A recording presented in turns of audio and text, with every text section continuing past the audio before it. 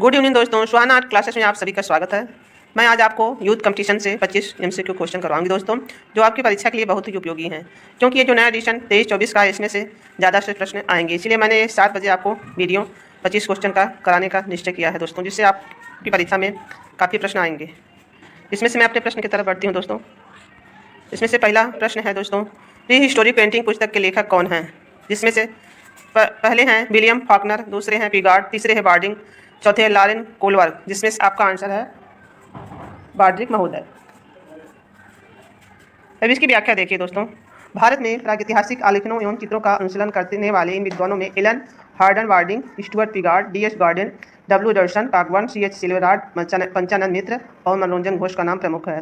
Pre historic painting पुस्तक की रचना 1998 ईस्वी में एलन हार्टन बार्डिंग महोदय ने किया। अब इस बार्डिंग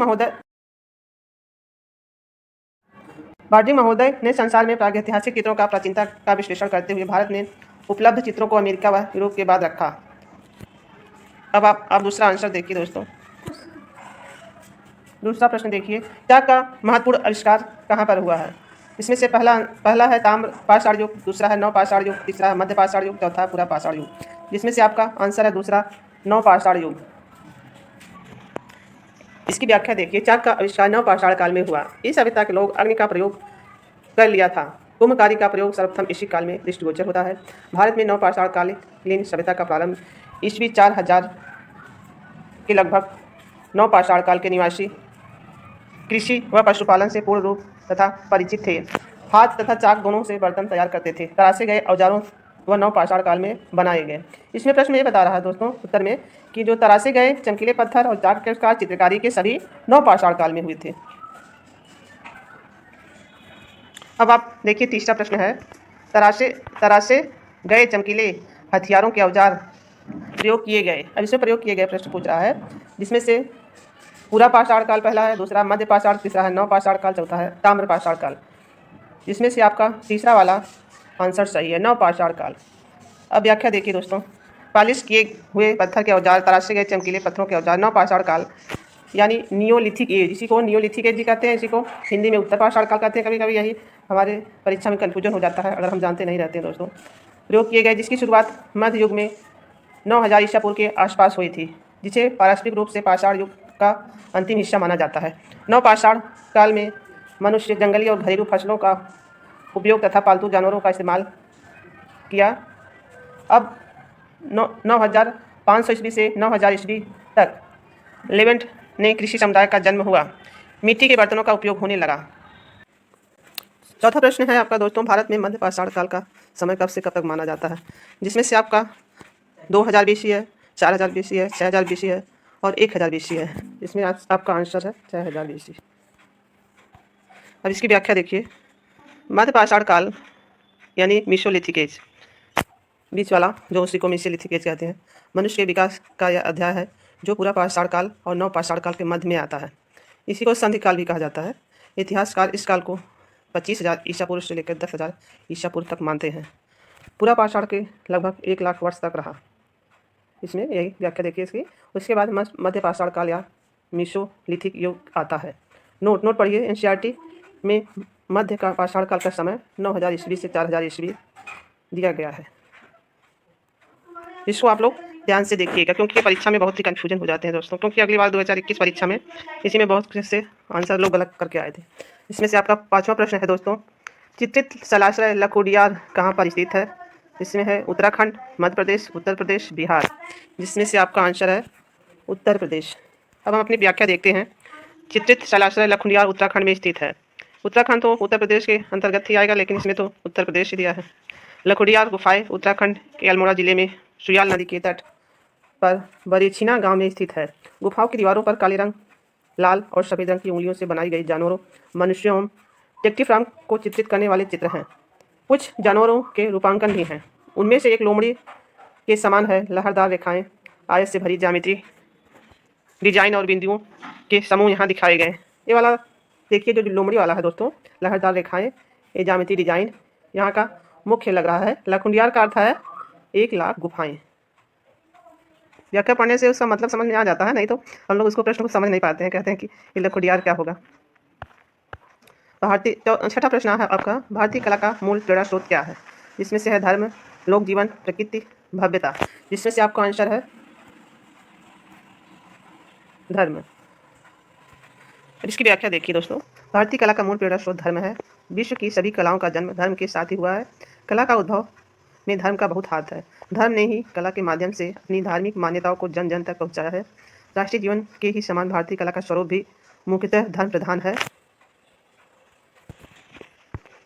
विश्व धर्मोत्तर पुराण के चित्रसूत्र में कहा गया है दोस्तों, कलाराम परवरम चित्र धर्मार्थ काम मोक्षदम मंगलम प्रथम चैतन्य गृहे यत्र प्रतिष्ठातम। इसको संस्कृत में है दोस्तों, जिसका अर्थ हम तो नहीं बता पाएंगे, शायद आप लोग को पता हो। अजंता बाग आदि गुफाओं में बौद्ध धर्म प्रधान चित्रों का अंकन है। राजस्थानी पहाड़ी शैलियों में कृष्ण लीला विषयक अनेक चित्रों का चित्रण हुआ है। अब हम अपना 7वां प्रश्न देखते हैं, भारतीय चित्रकला का उद्भव कहाँ हुआ है? चित्रकला, स्काल, भित्तिचित्र, चट्टान चित्रकारी। आपको पता होगा दोस्तों कि इसका उत्तर कई तरीके से देता है। कहीं कहीं शिला भी दे देता है, कहीं कहीं चट्टान दे देता है। इससे आप ये चीज़ ध्यान रखिएगा।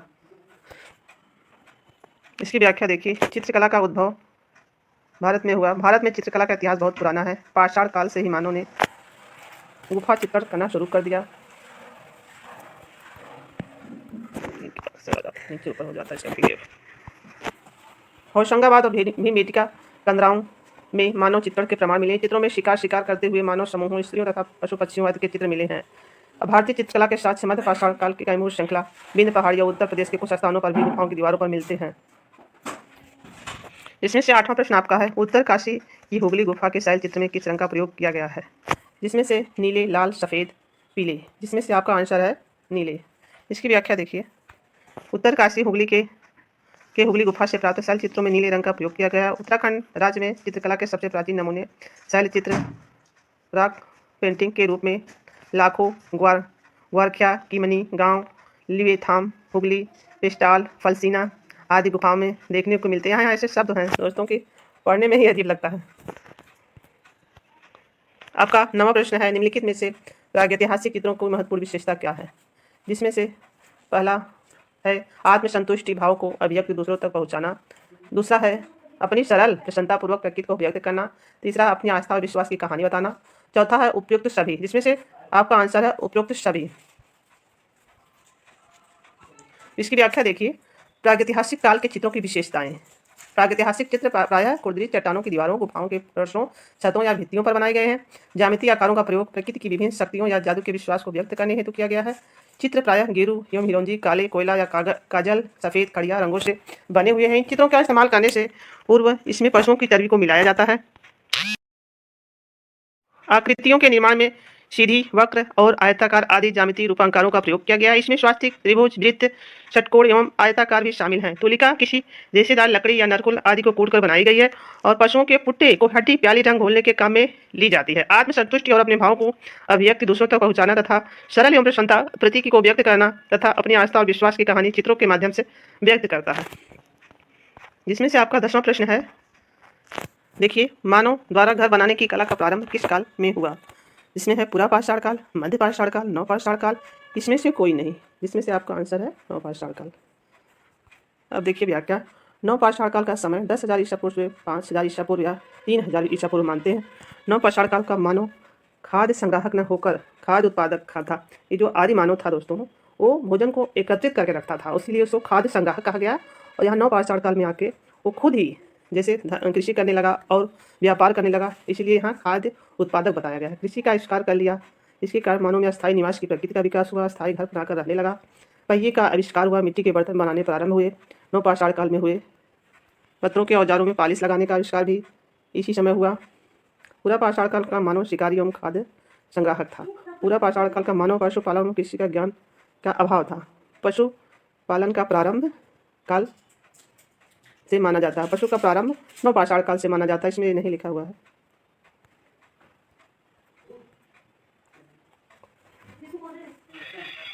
ग्रहण प्रश्न है दोस्तों, देखिए, प्रागैतिहासिक काल का मुख्य विषय क्या था? जिसमें से प्रकृति दृश्य है, पर्वतीय दृश्य है, शिकार दृश्य है, मानव कृति है। जिसमें से आपका आंसर है शिकार दृश्य। इसकी व्याख्या देखिए। भारत में सर्वप्रथम चित्रों की खोज 1877 से 68 7 से पुरातत्व आर्चिकालवाइल ने की थी। प्रागैतिहासिक शब्द का सर्वप्रथम प्रयोग 1891 ईस्वी में स्कॉटलैंड के वैज्ञानिक डेनियल विंस्टन ने अपनी किताब the archaeology and pre historic analysis of Scotland में किया था। C.J. थॉमसन ने प्रागैतिहासिक काल को 3 भागों में बांटा। प्रागैतिहासिक काल का प्रथम पाषाण विश्व में 1879 ईस्वी से स्पेन की अल्तामिरा गुफा से प्राप्त होता है।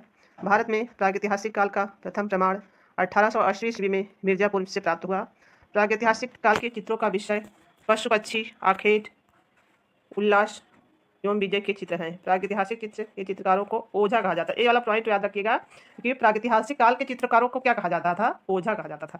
प्रागैतिहासिक काल में खनिज का मुख्य रूप से प्रयोग किया गया, जिसमें गेरू की प्रमुखता से प्रयोग किया गया। प्रागैतिहासिक काल के रंगों में पशुओं की चर्बी मिलाकर प्रयोग किए जाते थे। प्रागैतिहासिक काल की धरातल गुहा एवं खुरदरी चट्टानें थी। अब 12वां प्रश्न है, प्रागैतिहासिक मानव ने बहुत कम रेखांकन में क्या व्यक्त किया? बहुत कम रेखांकन में क्या व्यक्त किया? इसमें देखिए, आपका पहला है अनुभूतियों की प्रभावशाली अभिव्यक्ति, दूसरा जानवरों की गतिविधि, तीसरा विभिन्न आकृतियाँ, चौथा इसमें से कोई नहीं। जिसमें से आपका आंसर है अनुभूतियों की प्रभावशाली अभिव्यक्ति। देखिएगा इसकी व्याख्या। व्याख्या है, प्रागैतिहासिक काल के कलाकार की रेखाओं में जादुई भावनाओं को आनंद और मंत्रमुग्ध कर लेने के समस्त गुण थे। रेखाओं में गति शक्ति का संपूजन ऐसा था मानो शिलाश्रों में बैठाकर कोई आधुनिक कलाकार किसी जनजाति के चित्र बना रहा हो। मनुष्य अपनी मुख्य भावनाओं को अनपढ़ पत्थरों के यंत्रों तथा तुलिका की टेढ़ी मेढ़ी रेखा आकृतियों को गुफाओं और चट्टानों की भित्तियों पर अंकित कर दिया। मानव ने इन चित्रों में रेखाओं और आकारों द्वारा अपनी आत्मा एवं प्रगति को अंकित किया और बहुत कम रेखाओं में अपनी अनुभूतियों को प्रभावशाली अभिव्यक्त किया। इसमें से 13वां प्रश्न देखिए दोस्तों, निम्नलिखित में से कौन से केंद्र प्रागैतिहासिक कला के केंद्र हैं? होशंगाबाद, आदमगढ़, मिर्जापुर। जिसमें से आपका आंसर है उपयुक्त सभी। तीनों जो है प्रागैतिहासिक स्थल माने जाते हैं। इसका व्याख्या देखिए। प्रागैतिहासिक काल को 3 भागों में बांटा गया, पूर्व काल, मध्यकाल, उत्तर काल। पूर्व पाषाण काल का समय 30,000 से 25,000 ईसा पूर्व, मध्य पाषाण काल का समय 25,000 से 10 ईसा पूर्व, उत्तर पाषाण काल का समय है 10,000 से 5,000 ईसा पूर्व। भारत में प्रागैतिहासिक चित्रों के प्रमुख केंद्र, जिसमें से उत्तर प्रदेश में जो केंद्र है वो देखिए, सोरोघाट, लिखुनिया, भंडारिया, विजय, घोड़मंगा, कंकाकोट, कोहबर, कोल्हवा। और देखिए जो बादा है, मानिकपुर बादा, उत्तर प्रदेश, सरहाट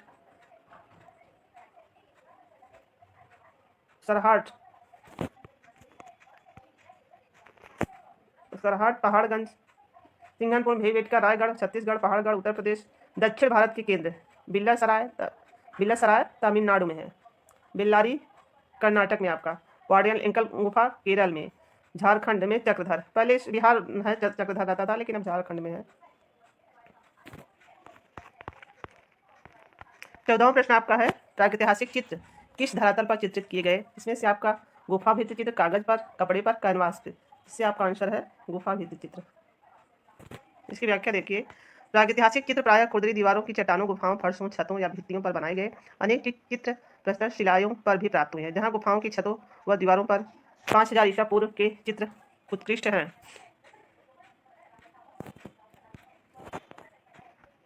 अभिकथन देखिए। 16वां प्रश्न में युग्म वाले प्रश्न हैं, गलत और सही वाले हैं। प्रागैतिहासिक काल से ही कलाकारों के लिए प्रस्तर एवं सर्वाधिक उपयुक्त अभिव्यंजना का माध्यम रहा। इसका कारण देखिए, क्योंकि भावों की अभिव्यंजना के लिए यह प्रचुर मात्रा में सुलभ या अधिक टिकाऊ था। इसमें पहला देखिए ए गलत है, आर सही है। दूसरा देखिए आर ए तथा आर दोनों सही हैं। तीसरा देखिए ए सही है, आर गलत है। चौथा देखिए ए तथा आर दोनों गलत हैं, जिसमें से आपका आंसर है ए तथा आर दोनों सही हैं। व्याख्या देखिए। प्रागैतिहासिक काल से ही कलाकारों के लिए प्रस्तर एक सर्वाधिक उपयुक्त अभिव्यंजना का माध्यम रहा है, क्योंकि भाव की अभिव्यंजना के लिए प्रचुर मात्रा में उपलब्ध था और टिकाऊ था। अधिकथन ए और कारण आर दोनों सही हैं। एक सफल शैक्षणिक पाठ्यक्रम में किसका महत्व होता है? कला, कलाकार, साहित्य। इसमें आपका आंसर है कला एवं साहित्य दोनों। इसकी व्याख्या, एक सफल शैक्षणिक पाठ्यक्रम में कला एवं साहित्य का विशेष महत्व है। 18वां प्रश्न देखिए। प्री हिस्टोरिक इंडिया नामक पुस्तक किसकी है? जिसमें से W. एडरसन, प्रोफेसर जुनेर, स्टुअर्ट पिगार्ड। चौथा है DS गार्डन। इसमें आपको मैं एक ट्रिक बताती हूँ, हमारी इंडिया क्या पिट सकती है, इससे आप बहुत ही आपके दिमाग में सेट रहेगा ये जो मैंने आपको बताया है। भारत में प्रागैतिहासिक आलोकनों एवं चित्रों के पिगार्ड की पुस्तक दी हिस्टोरिक इंडिया 1950 ईस्वी की प्रमाणित सामग्री से भरपूर है। ये जो पुस्तक है दी हिस्टोरिक इंडिया 1950 की है पिगार्ड की। अब 19वां प्रश्न देखिए, पेट्रोग्लिफिक संदेश की प्राचीनतम माध्यम निम्न से किससे संबंधित हुआ है? पहला है गुफाओं से रंगे गए चित्र, दूसरा है गुफाओं में उकेरे गए चित्र, तीसरा है प्रकृति द्वारा किया गया अमूर्त चित्रण, चौथा अभिलेख। जिसमें से आपका आंसर है दोस्तों गुफाओं में उकेरे गए चित्र। इसकी व्याख्या देखिए, पेट्रोग्लिफिक संदेश का प्राचीनतम माध्यम निम्न में से गुफाओं में उकेरे गए चित्रों से संबंधित है। अब आपका 20वां प्रश्न है अभिकथन और कार्ड वाला है। इसमें से अभिकथन देखिए, पूर्व पाषाण काल युग में लोग मिश्र धातु की खोज कर ली थी। जब उसका तर्क देखिए, उसके उत्कीर्ण करने वाले उपकरण या तो नुकीले चट्टानें थी या उसमें मूल स्थिति की तुलना में कुछ परिवर्तन किया गया था। इसमें से पहला देखिए ए सही नहीं है, आर सही है। दूसरा देखिए ए और आर दोनों गलत हैं। सी देखिए ए और आर दोनों सही हैं। डी देखिए ए सही है, आर सही नहीं है। जिसमें आपका आंसर है देखिए ए सही है, आर सही, ए सही नहीं है और आर सही है। ए वाला आर सही है, ए वाला जो नहीं सही है। व्याख्या देखिए, अभिकथन से यह स्पष्ट है कि पूर्व पाषाण काल के युगों ने मिश्र धातु की खोज कर ली थी, सही नहीं है। जबकि दिया गया तर्क उसके उत्कीर्ण वाले उपकरण तो नुकीली चट्टानें थी या उनकी मूल स्थिति की तुलना में कुछ परिवर्तन किया गया था, सही है। अब 21वां प्रश्न देखिए दोस्तों, अभिकथन वाले भी हैं। पारस्परिक भारतीय चित्रकला ऐतिहासिक विषय वस्तु का परिहार किया और धार्मिक विषयों पर अपना ध्यान केंद्रित किया। अब तर्क है क्योंकि उस काल में सांस्कृतिक अभिव्यक्ति का मात्र निर्धारक कारण धार्य था। ये देखिए, जिसमें से ए देखिए ए सही है, आर गलत है। बी देखिए ए गलत है, आर सही है। सी देखिए ए और आर दोनों सही हैं। डी देखिए ए और आर दोनों गलत हैं। जिसमें आपका आंसर सही है, ए और आर दोनों सही हैं। इसकी व्याख्या देखिए, भारतीय कला धर्म प्रधान होने के कारण प्रागैतिहासिक काल से ही धर्म या धार्मिक कर्मकांडों पर आधारित रही है, किंतु बीच में कुछ समय धर्म का स्थान राज दरबारों ने ले लिया था और अपने समय में हो रहे युद्ध और एवं पारिवारिक परिवेश तथा दरबारी लोग ही इसके विषय बन चुके थे। लेकिन समय चक्र के अनुसार धर्म को आधार मानकर सभी राजवंशों ने मंदिर, गुफाओं एवं पौराणिक ग्रंथों का निर्माण करवाया तथा उनमें से संबंधित मूर्तियां एवं चित्रों का निर्माण करवाया। अब 22वां प्रश्न देखिए, दिए गए विकल्पों में से भारतीय कला की पहचान करें। भारतीय कला की पहचान करें। पहला अमूर्त, दूसरा अदेखा चित्रीय प्रदर्शन, तीसरा है वर्णात्मक, चौथा है धर्मनिरपेक्ष। जिससे आपका आंसर तीसरा वाला सही है, वर्णात्मक। इसमें वर्णन किया जाता है ना, हमारे पुराने ग्रंथों में पौराणिक गाथाएं रहती हैं। भारतीय चित्रकला की पहचान वर्णात्मक है। भारतीय चित्रकला की विशेषताएं ईस्वी पूर्व से ही ज़्यादा पुरानी है। 7वीं शताब्दी में अजंता और एलोरा की चित्रकारी भारतीय चित्रकला का सर्वोत्तम उदाहरण है। प्रागैतिहासिक काल में भारतीयों में जंगली जानवर, बारहसिंगा, भालू, हाथी आदि का चित्र भी बनाना सीख लिया था। अब आपका 23वां प्रश्न है, आदिकाल की चित्रकला कब तक मानी जाती है। पहला आपका प्रश्न है इसका 10,000 से 50 ईसा पूर्व, दूसरा है 30,000 से 50 ईसा पूर्व, तीसरा है 500 से 50 ईसा पूर्व और चौथा है 2000 ईसा पूर्व से 20 ईस्वी तक। जिसमें आपका आंसर है बी वाला, 30,000 से 50 ईस्वी तक। इसकी व्याख्या देखिए, आदि मानव द्वारा प्रारंभ की गई कला को आदिकाल की चित्रकला कहा गया, जिसका समय 30,000 ईसा पूर्व से 50 ईस्वी तक माना जाता है। इसमें आप 24वां प्रश्न देखिए दोस्तों, प्रागैतिहासिक चित्रों का विषय क्या था। पशु पक्षी मानव, पशु पक्षी मानव तीनों। ये प्रश्न देखिए, इसमें एक ही जगह तीनों दे दिया है, तभी ये डी ऑप्शन आपका सही होगा। नहीं तो अगर कभी कभी देता है सब चीज़ देखकर केवल पशु देता है तो वही आपका सही रहता है। प्रागैतिहासिक चित्रों के विषय पशु पक्षी आर्केट ही रहे हैं, क्योंकि तत्कालीन मानव के जीवन में इन तत्वों की प्रधानता थी। 25वां प्रश्न आपका देखिए, अधिकांश प्रागैतिहासिक चित्रों के रंग क्या हैं। गेरू है, श्वेत है, काला है, नीला है। इसमें से आपका आंसर है गेरू। अब इसकी व्याख्या देखिए दोस्तों, प्रागैतिहासिक कालीन चित्रों में प्रधानतः गेरू का प्रयोग हुआ है। इस काल में अधिकांश क्षेत्र छेपांकन पद्धति से बने हैं। छेपांकन के मतलब जो स्टेशनरी विधि नहीं होती है होशंगाबाद में है दोस्तों, वही इसमें इसको छेपांकन कहते हैं। और बताइए आपको हमारा वीडियो कैसा लगा। आपको अगर ज़्यादा वीडियो लंबा लगा हो तो आप कमेंट करके बताइएगा और अपने विचार रखिएगा। मेरे पढ़ाने का तरीका कैसा था, आपको ये वीडियो कैसा लगा। मैं आपको 25 प्रश्न हर शाम को दूंगी, जिससे आपकी तैयारी, जो बच्चे अपना पढ़ रहे हैं उनकी अलग बात है, जिनके पास अगर बुक नहीं है उनको हमारी यूथ कंपटीशन से काफ़ी हेल्प मिलेगा। धन्यवाद दोस्तों। हमारे यूट्यूब चैनल को ज़रूर लाइक करिए और बेल आइकन दबाइए, सब्सक्राइब करिए और अपने दोस्तों के साथ शेयर करिए। धन्यवाद दोस्तों, थैंक यू।